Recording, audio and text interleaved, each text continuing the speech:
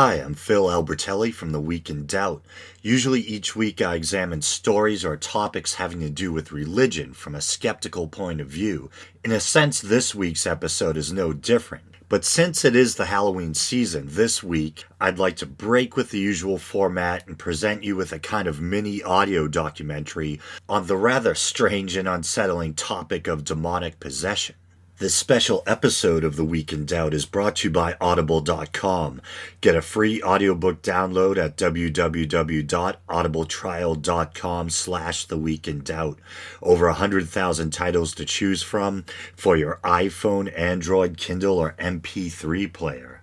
And now, without further ado, our special on demonic possession. The fear of demonic possession, of being invaded or taken over by malevolent spirits, is an ancient one. From primitive shamanic cultures to the Abrahamic faiths, religions around the world hold a belief in the power of spirits or outside entities to invade the body. The oldest accounts on record can be traced at least as far back as ancient Sumer. Ancient Sumerians held a belief that physical as well as mental ailments were caused by sickness demons known as Giddim. Sumerian priests called a Shipu, an ancient word for sorcerer, were charged with the duty of exorcising the malignant spirits from the bodies of the possessed. Surviving cuneiform tablets bear inscriptions and prayers asking for divine protection from possession by evil spirits. The Judeo-Christian Bible is rife with accounts of demonic possession. Most of the accounts are to be found in the New Testament. The Old Testament or Hebrew Bible contains only one dubious reference to demonic possession. In 1 Samuel 16:14, it is said that an evil spirit from the Lord troubled Saul. In the book of Job, the eponymous protagonist is tested repeatedly by a member of God's court known as the Satan, or simply Satan, Hebrew for the accuser or adversary. Satan smites and torments Job with the express permission of God. The two are locked in a wager concerning whether or not Satan can drive Job to curse God. This divinely authorized torment of the faithful by malevolent powers has been taken by some as an example that demonic possession may in some cases be a test from God. As previously stated, the majority of verses regarding demonic possession are to be found in the New Testament. Similar to the ancient Sumerian view, in the world of the New Testament, demons are seen as the direct cause of physical and mental ailments. Jesus' curing of the sick, such as the healing of the dumb and blind, often directly involves the driving out of evil or unclean spirits. Throughout the Synoptic Gospels, Jesus is described as healing the demon-possessed. In the Gospel of John, Jesus himself is even accused of being demon-possessed. One of the most famous and unsettling tales of demonic possession in the New Testament is the story of the Gerasene demoniac. The story occurs in the Gospel of Mark. They went across the lake to the region of the Gerasenes. When Jesus got out of the boat, a man with an impure spirit came from the tombs to meet him. This man lived in the tombs and no one could bind him anymore, not even with a chain, for he had often been chained hand and foot, but he tore the chains apart and broke the irons on his feet. No one was strong enough to subdue him. Night and day among the tombs and the hills he would cry out and cut himself with stones. When he saw Jesus from a distance, he ran and fell on his knees in front of him. He shouted at the top of his voice, "What do you want with me, Jesus, Son of the Most High God? In God's name, don't torture me." For Jesus had said to him, "Come out of this man, you impure spirit." Then Jesus asked him, "What is your name?" "My name is Legion," he replied, "for we are many."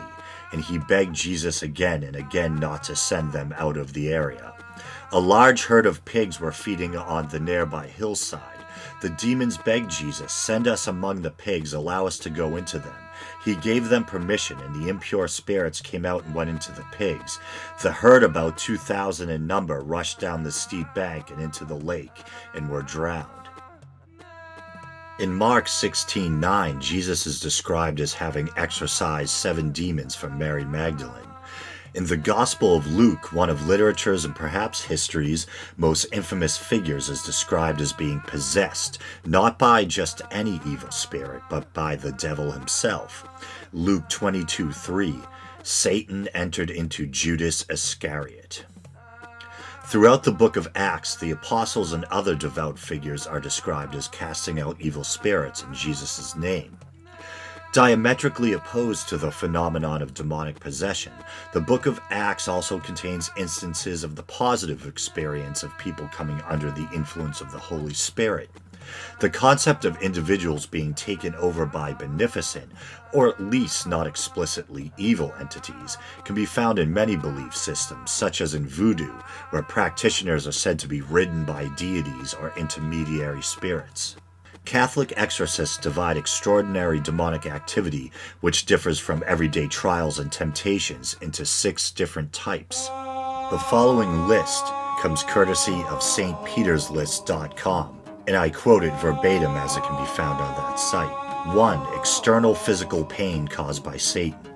As its name suggests, demonic activity can manifest as physical pain. Father Amorth points to St. John of the Cross, the Cure of Ars, and Padre Pio as historical examples of those who suffered physical beatings and torment by demons.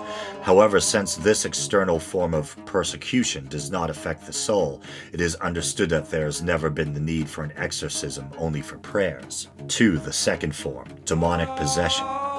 This occurs when Satan takes full possession of the body, not the soul. He speaks and acts without the knowledge or consent of the victim, who therefore is morally blameless. In reference to the question, is there a stereotypical possession or referential model, Father Amorth advises the following. To fix a set model for demonic possession would be a serious mistake. The affliction runs the gamut of symptoms and severity. 3. Diabolical oppression. There is no possession, loss of consciousness, or involuntary action and word, just severe to mild events that plague the individual. Father Amorth points to Job's severe afflictions and St. Paul's thorn in his flesh, 2 Corinthians 12:7. Whereas possession is rare, Father Amorth reveals that he and his fellow exorcists run into a great number of people who have been struck by the devil in their health, jobs, or relationships. 4. Diabolical obsession. Symptoms include sudden attacks, at times ongoing obsessive thoughts, sometimes even rationally absurd, but of such nature that the victim is unable to free himself. Moreover, the obsessed person lives in a perpetual state of prostration, desperation, and attempts at suicide. Almost always obsession influences dreams. 5. Diabolical infestation. Infestations affect houses, things, or animals. 6. Diabolical subjugation or dependence. And I should state that some of the symptoms listed above, and I speak now as a skeptic who doesn't believe in the literal existence of demonic possession, that things such as obsessive thoughts are most likely, in my opinion, the result of psychological or mood disorders, and should probably be treated by a mental health professional and not an exorcist. That concludes the list of forms of extraordinary demonic activity. The medieval Rituale Romanum, or Roman ritual, defines true demonic possession by 4 characteristics: manifestation of superhuman strength, speaking in tongues or languages that the victim cannot know, revelation of knowledge, distant or hidden, that the victim cannot know, blasphemous rage, and an aversion to holy symbols or relics. The concept of demonic possession would not stay relegated to the shadows of the superstitious past. In 1973, director William Friedkin's Academy Award-winning screen adaptation of William Peter Blatty's novel The Exorcist would shock audiences worldwide. The film tells the story of a young girl who falls victim to demonic possession.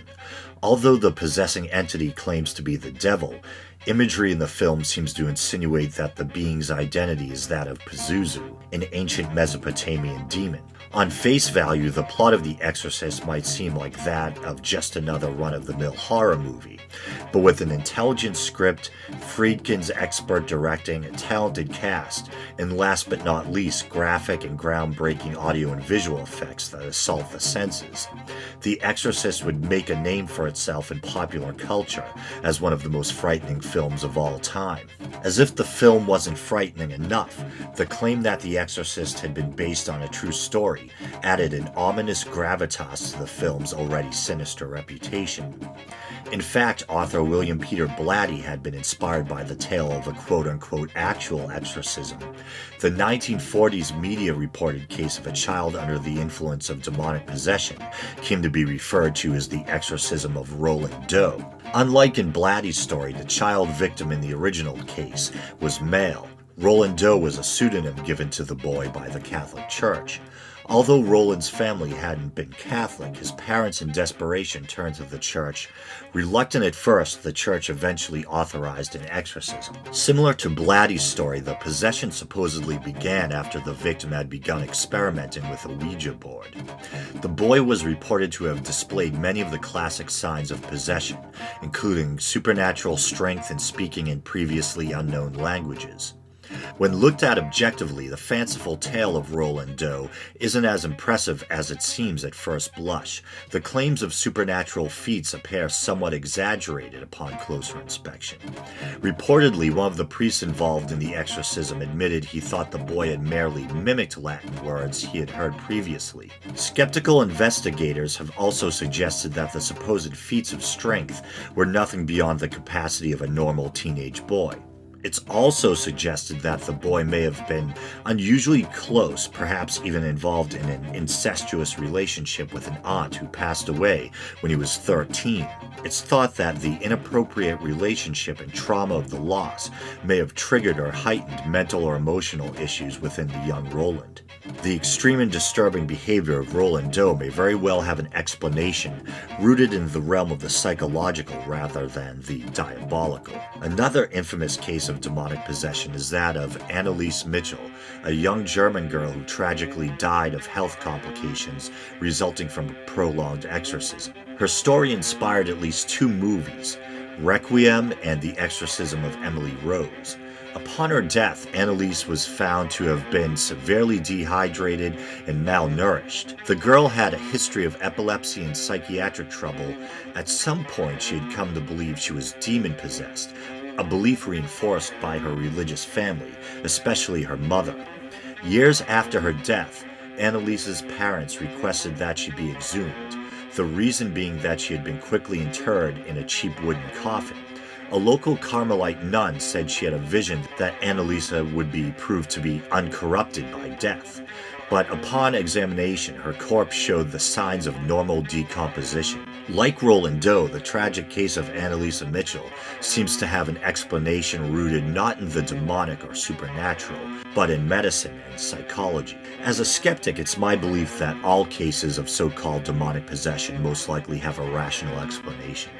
But that being said, the topic remains fascinating and made for what I hope was an enjoyable Halloween episode of The Week in Doubt. Thanks for listening.